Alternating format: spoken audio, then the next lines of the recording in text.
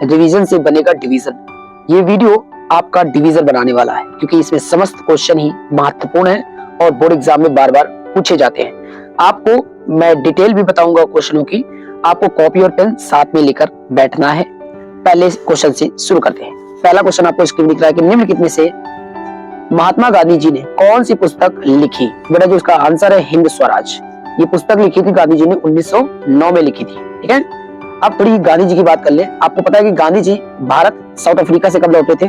तो गांधी जी 1915 को south Africa से लौटे थे और जो डेट थी बेटा ये 9 जनवरी थी।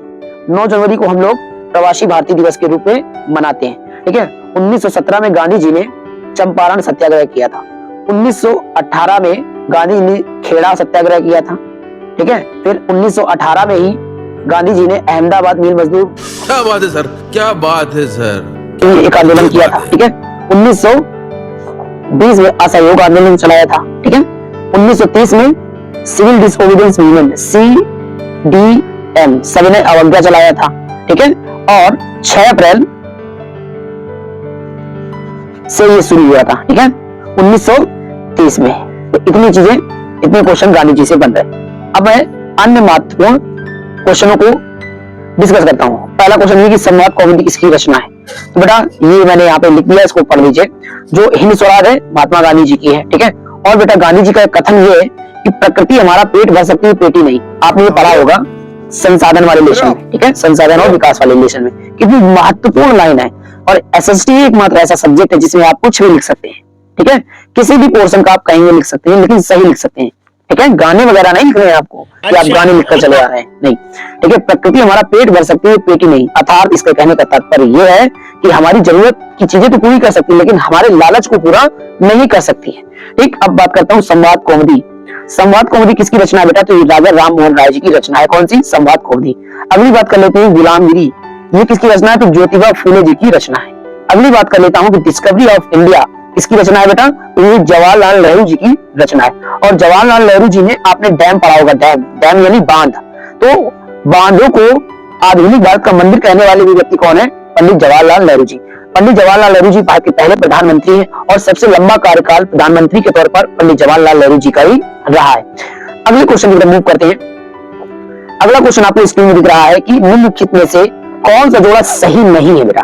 कौन सा जोड़ा सही नहीं है? तो इसका जो आंसर है, देखिए भारतीय जनता पार्टी जिसको हम बीजेपी कहते हैं। ठीक है, ये बिल्कुल सही है, कमल का फूल है, बिल्कुल सही बेटा। बीजेपी की जो स्थापना हुई थी तो इसकी स्थापना 1980 में हुई थी। ठीक है, तो पहला ऑप्शन बिल्कुल सही है। पूछ रहा है कौन सही नहीं है?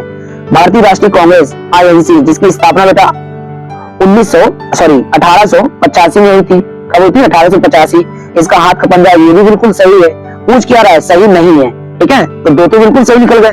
बहुजन समाज पार्टी BSP इसका चुनाव चिन्ह हाथी है, बिल्कुल सही है। पूछ क्या रहा है? सही नहीं है। तो सही क्या नहीं? भारतीय कम्युनिस्ट पार्टी चुनाव चिन्ह साइकिल इसका नहीं है, ये सपा की है। सपा यानी समाजवादी पार्टी का चुनाव चिन्ह है। ठीक है, कम्युनिस्ट पार्टी ऑफ इंडिया का चुनाव चिन्ह क्या है बेटा? जिसको हम लोग भाकपा बोलते हैं।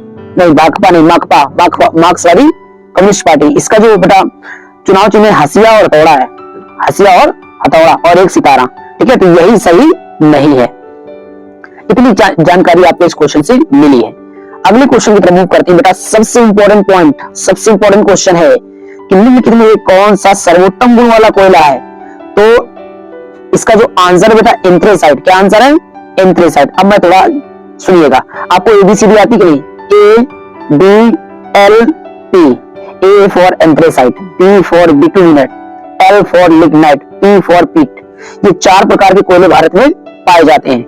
A फॉर एंथ्रेसाइट सबसे बढ़िया कोयला है। ठीक है, क्योंकि ये सबसे ज्यादा हीट देता है, उष्मा देता है, इस वजह से सबसे ज्यादा अच्छा कोयला है। ठीक है, ये 90% तक मतलब इसमें 90% तक कार्बन पाया जाता है, इस वजह से ये सबसे अच्छा है। सबसे कठोर कोयला भी कौन है?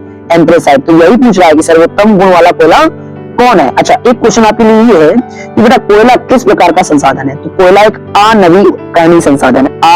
अनवीकरणीय संसाधन है। अनवीकरणीय संसाधन कौन? कोयला। क्योंकि कोयले को हम लोग दोबारा नहीं बना सकते, इस वजह से कोयला कैसा संसाधन है?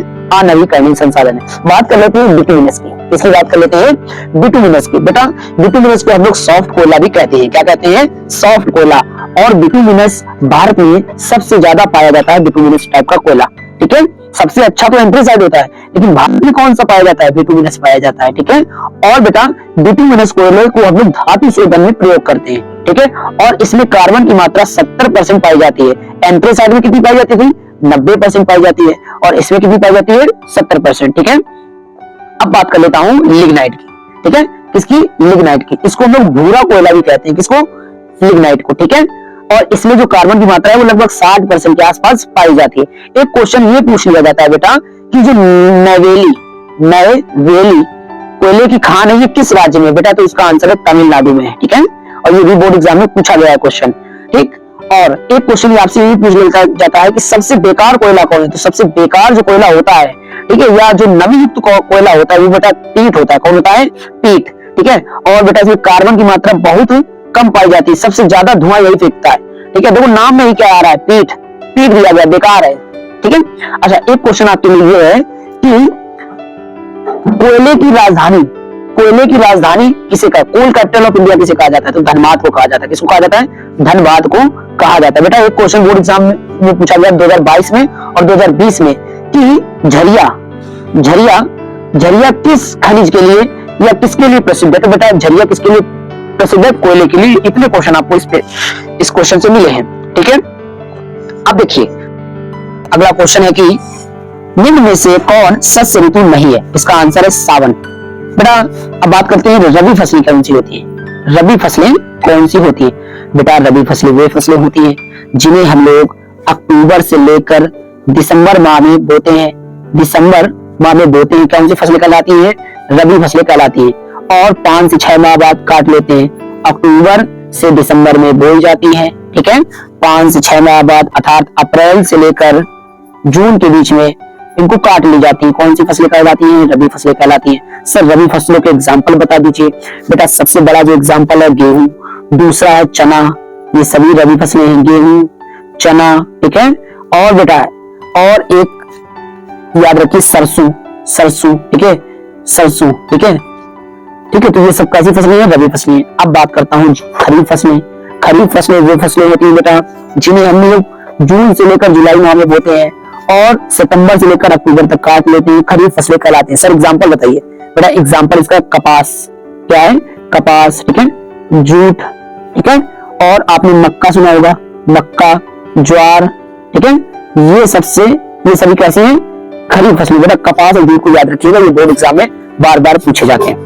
अच्छा सर जायद फसलें भी बता दीजिए। बेटा जायद फसलें वो फसलें होती हैं जिन्हें रबी फसलें और खरीफ फसलों के बीच में बोई जाती हैं, उनको हम लोग क्या कहते हैं? जायद फसलें कहते हैं। सर एग्जांपल बताइए। बेटा एग्जांपल में कोई ट्रिक बताता हूँ। ट्रिक सुनिए। क्या ज्यादा खाकर ताऊ मरा? ज्यादा खाकर ताऊ मरा। ठीक है, ज्यादा मतलब जायद फसलें, खीरा, ककड़ी, तरबूजा। ठीक है, ये सब इसके एग्जांपल है, जायद फसलों के एग्जांपल है। अब ये लास्ट क्वेश्चन की तरफ बेटा बढ़ते हैं, और लास्ट क्वेश्चन आपकी स्क्रीन पर है कि जापान की सबसे पुरानी पुस्तक डायमंड सूत्र कब छपी? तो बेटा इसका आंसर है 1868 में छापी गई। देखिए बात कर लेता हूँ थोड़ा जापान की। आपको पता है जापान एशिया का एक विकसित देश में शामिल देश है। ठीक है, विकसित देशों में आता है। ठीक है, इसकी राजधानी क्या है बेटा? टोक्यो। ठीक है, राजधानी क्या है? टोक्यो। और मुद्रा क्या है बेटा? येन। मुद्रा क्या है? येन। ठीक है, तो इस तरीके से हमारे 5 सवाल समाप्त हुए। और वीडियो अगर आपको अच्छा लगे तो वीडियो